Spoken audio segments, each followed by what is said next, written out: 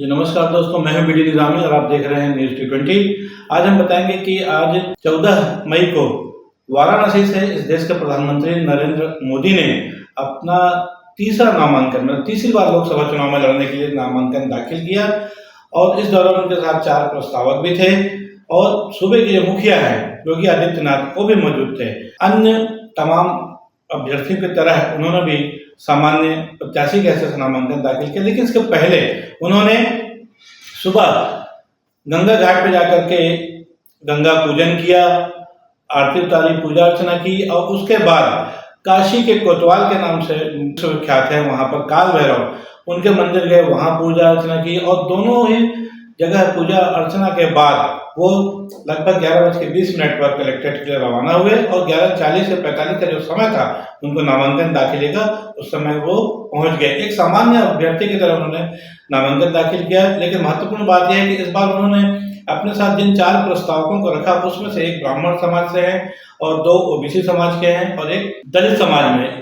तो ये बहुत बड़ी एक खासियत है उनके नामांकन दाखिले के समय की। इसके अलावा आपको बता दें कि 12 प्रदेशों के मुख्यमंत्रियों को आमंत्रित किया गया था और जिसमें से 11 मंत्री पहुंचे भी, जिसमें एकनाथ शिंदे, पूर्व मुख्यमंत्री की बात करें तो चंद्रबाबू नायडू और देखा जाए तो योगी आदित्यनाथ, उनके अलावा तमाम जो जिन राज्योों में भाजपा की सरकारें हैं या जिनमें उनके समर्थन से सरकारें चल रही हैं वो तमाम मुख्यमंत्री वहां पर मौजूद थे। लेकिन एक मुख्यमंत्री जिनकी सर्वाधिक चर्चा होती रही वो थे नीतीश कुमार, जो कि उस समय नहीं पहुंचे। और इसके पहले कल शाम को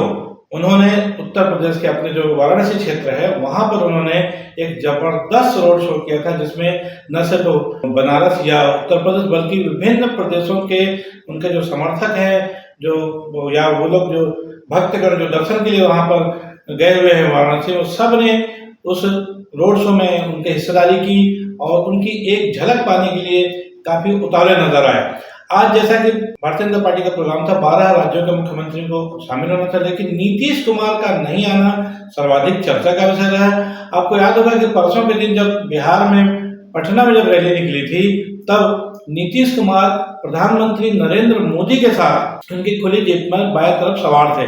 और सबसे जो दिलचस्प बात थी जो जिसकी सर्वाधिक चर्चा हो रही है वो ये थी कि उनके हाथ में एक कमल का निशान था। जिस तरह से तमाम अपने रैलियों में प्रधानमंत्री नरेंद्र मोदी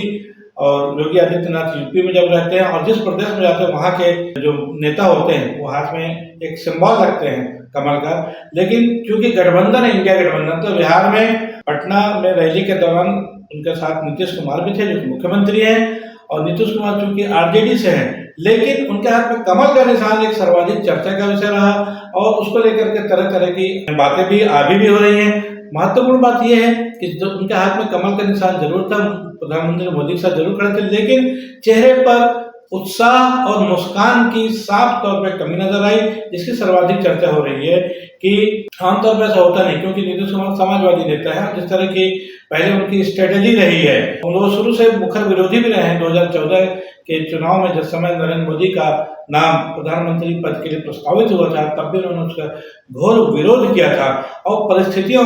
कम से कम 3 बार वो एनडीए छोड़ चुके हैं। कभी वो एनडीए में रहते, कभी एनडीए के खिलाफ हो जाते हैं। इसी वजह से उनका नाम पलटू राम भी पड़ गया है। पटना की जो रैली दिखी उसमें उनका जो चेहरा था कहीं न कहीं उतरा हुआ था और आज उनकी अनुपस्थिति को परसों की घटना से कई लोग जोड़कर देख रहे हैं। बहरहाल 11 मुख्यमंत्री और तमाम जो केंद्रीय जो मंत्री थे और एनडीए के जो घटक दलों के जो प्रमुख नेता थे, जो भले मुख्यमंत्री न भी हो लेकिन बड़े नेता, ये सब लोग उस दौरान मौजूद थे और उन्होंने एक बार फिर एनडीए के लिए 400 सीटों के नारे के साथ एक नामांकन की प्रक्रिया पूरी करवाई और उसके बाद प्रधानमंत्री अपने अगले पड़ाव के लिए निकल गए। लेकिन जिस तरह से इंडिया गठबंधन के लोग एनडीए के खिलाफ जगह जगह घेरेबंदी कर रहे हैं, उससे निसंदेह कई तरह की बातों को बल मिल रहा है। ये कहा जा रहा है कि इस बार का चुनाव पहले 400 पार के नारे के साथ भारतीय जनता पार्टी लड़ रही है, लेकिन इस बार मुश्किलें इतनी आसान नहीं हैं और मुश्किलें काफी कड़ी हैं, चुनौतियां काफी बड़ी हैं। देखना है कि एनडीए गठबंधन अपनी उन चुनौतियों से कैसे पार पा पाता है और दूसरी तरफ जो इंडिया गठबंधन से जुड़े लोग हैं जो कि भारतीय जनता पार्टी या एनडीए के नेताओं को जगह जगह घेरने का प्रयास कर रहे हैं, वो किस तरह से घेर पाते हैं। दोस्तों आज के लिए बस इतना ही। मैं हूँ बीडी निजामी, आप देख रहे हैं न्यूज़ T20। हमारी खबर आपको कैसी लगी इस पर अपनी राय अवश्य दें और हमारी खबर को लाइक करें, हमारे चैनल को सब्सक्राइब करें। कल फिर मिलेंगे किसी नई खबर के साथ, तब तक के लिए दीजिए इजाजत। जय हिंद, जय भारत, जय छत्तीसगढ़।